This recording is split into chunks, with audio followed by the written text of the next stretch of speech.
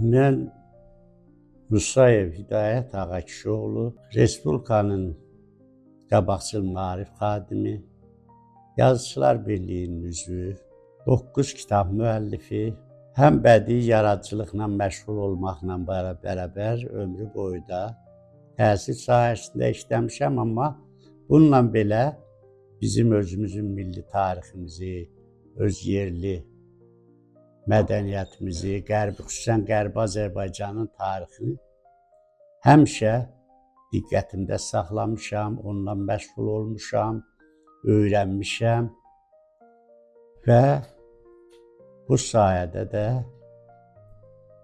müəyyən qeydlərimi aparmışam, mətbuatda çıxışlar eləmişəm və ona görə də mən də Qərbi Azərbaycanın tarixi, o başına gələn o bəlalarınla bağlı sizin studiyanın bir dəfə qonağı olmuşam. İstədim ki, ikinci dəfə o torpaqlarımız, o millətimiz, oradakı onların tale yazısı, həyat tərzi, başına gələn bəlaların qismən də köklərinə baş vuraq, öyrənək, təhlil eləyək, araşdıraq.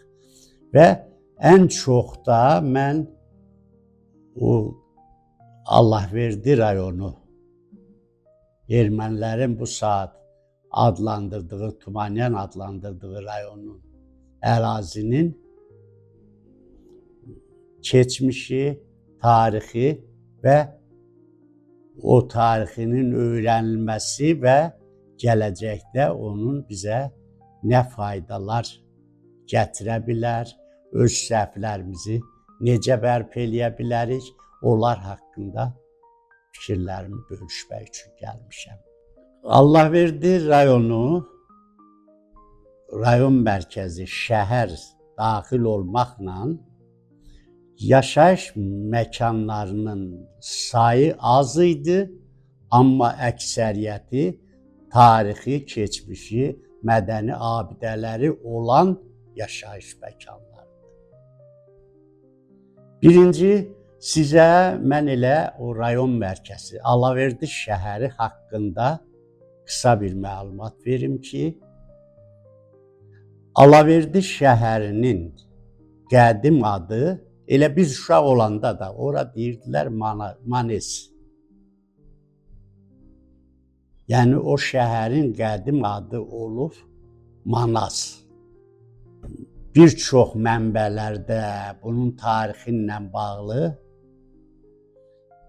İngilis müəllifi George Ward bəşərin tarixi ilə bağlı Bəşər tarixi adlı 4 cildlik əsər yazıb.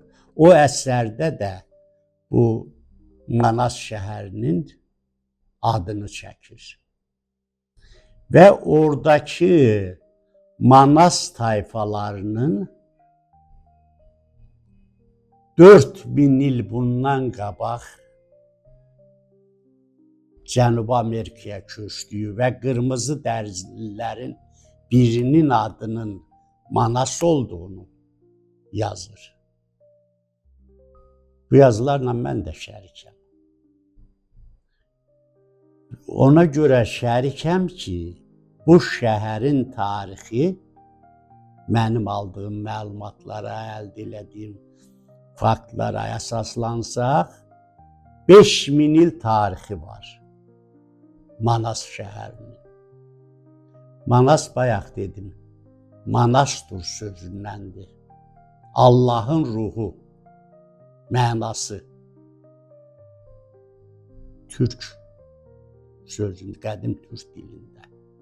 Əgər şəhərin adının mənası Allahın ruhudursa, Allahın ruhu harda olar? Ən müqəddəs yerlərdə. Belə çıxır ki, Allahverdi şəhərinin özü müqəddəs şəhərdir. Və orada da Şumerlərlə bağlı yazılan yazılarda da göstərirlər ki, Manas şəhəri, bilirsiniz ki, tarixdən Manas şəhəri hardasa təxminən 4000-5000 il bundan qabaq dağılıb, o kitabələrdə qalıb o məlumatlar. Xoşbəxtlikdən ki, elə Şumerin tarixi də bizə son bir əsrdə məlum oldu, öyrəndik. Onu da çoxları çalışır ki, dünya alimləri onu türklərdən kənar eləsinlər ki, güya bizim o köklərimiz ora getmir. Amma mənbələrdə göstərilir ki, həmin Şumerlərdəki Manas şəhəri, Manas abidəsi 2 yerə köçürülüb. Bu mənbələrdə var. Yerusəlim şəhərinə, bir də Cənubi Qafqaza. Mənim də elmi fərziyyəm, fikrim, qənaətim odur ki, məhz elə Manas şəhərinə köçürür və o Manas abidəsi orada qurulub. Ona görə də o şəhər o vaxtdan da qədim şəhər kimi qalıb. Elə həmin o faktlara əsaslanıb da George Ward yazır ki, orada yaşayan tayfaları Manas tayfaları adından Amerikaya köçməsi faktını irəli sürür, göstərir. Şumerdəki o Manas müqəddəs abidəsi, ziyarətgahı sonradan mənbələrdə göstərilir ki, 2 yerə köçürülür. Yerusəlim şəhərinə və Alaverdi şəhərinə. Yəni o vaxt Alaverdi yox idi, Cənubi Qafqaza. Orada zikurantlar qurublar, zikuratlar. Və o zikurantlar da Şumerin özündən öyrənəndə görürük ki, o Şumerin özündə də o zikuratlar, o ziyarətgahlar həm də ona bir növ deyirdilər yerin göbəyi. Yəni yerlə göyün birləşdiyi yerdə idi o ziyarətgah. Bax, o köhnə Alaverdi şəhərini görənlər bilir ki, düz şəhər Dona çayının sahillərindən qalxır, qayaların üstündən düz hardasa təxminən 1 kilometrə yaxın yüksəkliyə qalxır. Və dediyimiz fikirlər həmin o küçələrin də o qayanın üstündən hər 150-200 metrdən bir küçələrin getməyi və orada pilləkənlərin düz uzunlar deyilən böyük qəsəbəyə oradan pilləkənlər qalxardı. O pilləkənlər bizim gördüyümüz 60-cı illərdə mövcud idi. Bu bizim həmin o Manas abidəsinin Şumerlərdən gələn burada olması fikrini fərziyyə kimi söyləməyə imkan verir. İkinci bir mənim fikrim həmin o Manas dastanı da, Manaslar da buradan gedib Orta Asiya. Bunu deməyə bizə əsas nə verir? Bax, Alaverdinin yanındakı Uzunlardır, Uzunlar qəsəbəsi. Uzunlar adın özü Oğuzlardan gəlir. Dədə Qorqud dastanından gəlir. Dədə Qorquddan da bizə məlumdur ki, İç Oğuz, Diş Oğuz dediyimiz Oğuz tayfalarının onlardan törənən ən böyük Dədə Qorqudun özünün mənsub olduğu tayfalar 40 Oğuz tayfalarıdır. Dərbənddə bugün Dədə Qorqudun bastırıldığı, dəfn olunduğu, uyuduğu qəbirstanlığın adı da 40 Oğuz qəbirstanlığı. Bunu bütün bizim alimlər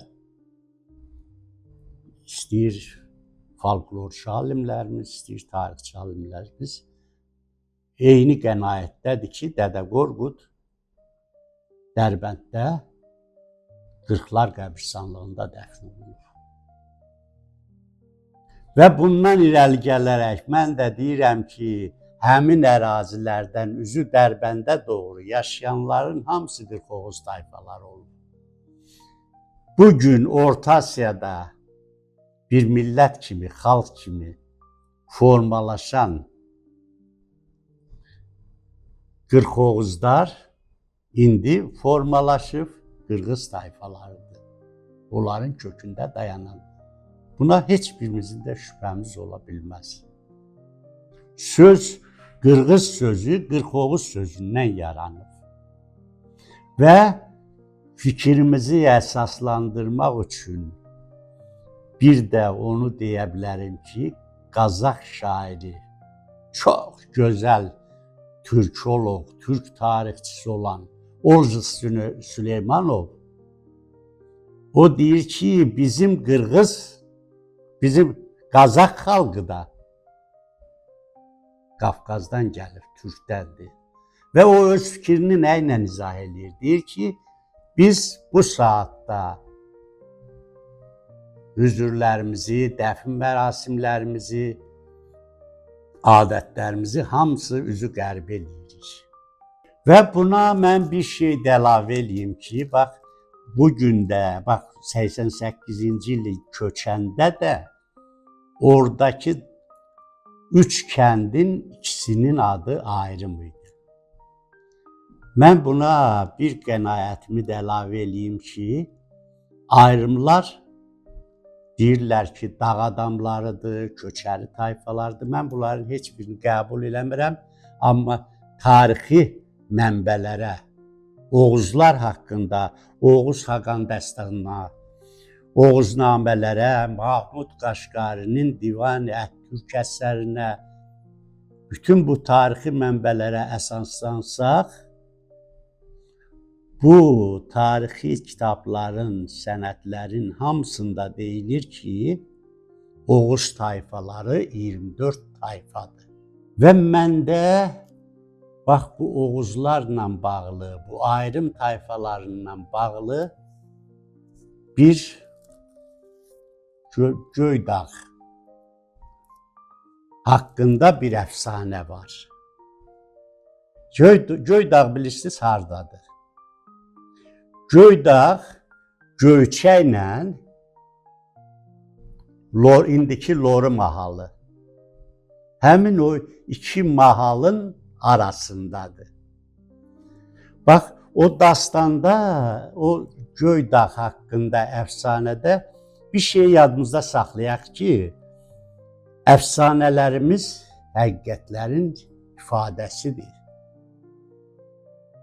Əfsanəyə biz heç vaxtı uydurma kimi, cəfəngiyat kimi baxa bilmərik.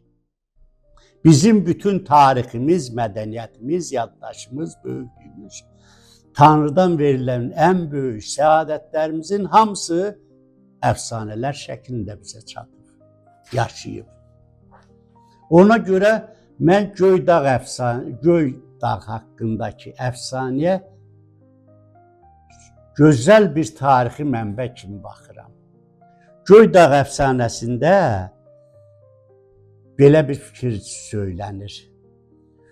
Dünya təzə yarananda Oğuz Xaqanın 6 oğlu yer üzünü öz aralarında böləndə Tanrı Dağ xana elə bir miras bəxş elədi ki, o həm yerin sütunu, həm də göyün qapısı idi.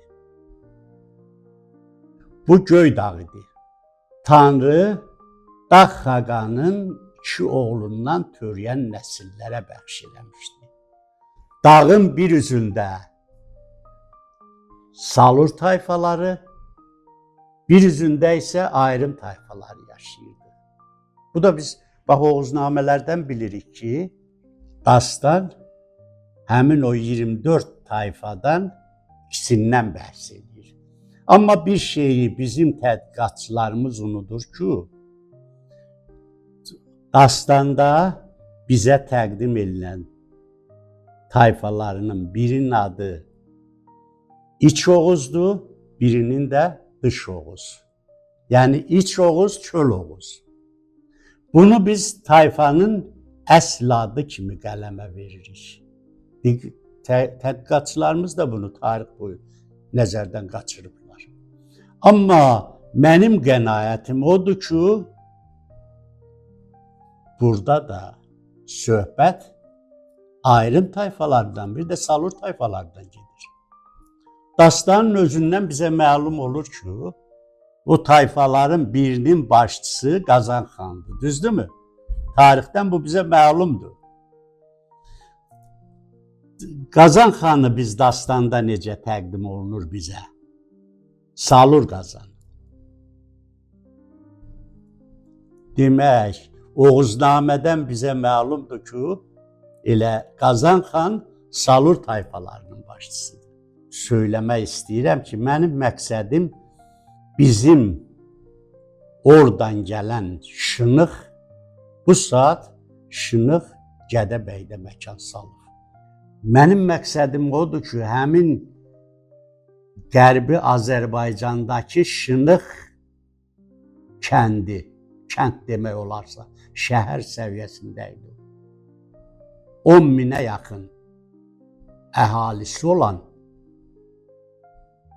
1800-cü illərin əvvəllərində 10 min əhalisi olan yalnız kənd təsərrüfatıyla məşğul olduğuna görə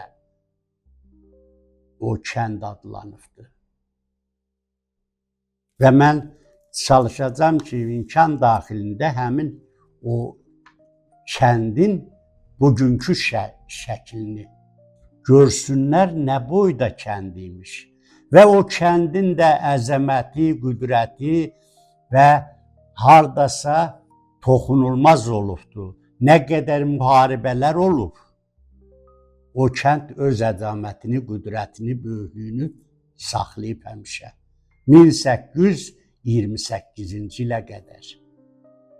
Allahverdi rayonunun ərazisində Tona çayının bir sahilində, sol sahilində böyük ayrım kəndidir, ayrım elləridir. Elə kəndin də adı o məmləkətdə, elə kəndin də adı bugün də ayrım kimi qalır. Sağ sahilində isə Şınıq kəndi idi. Bax, o ayrımın yaxınlığında təxminən 7 kilometr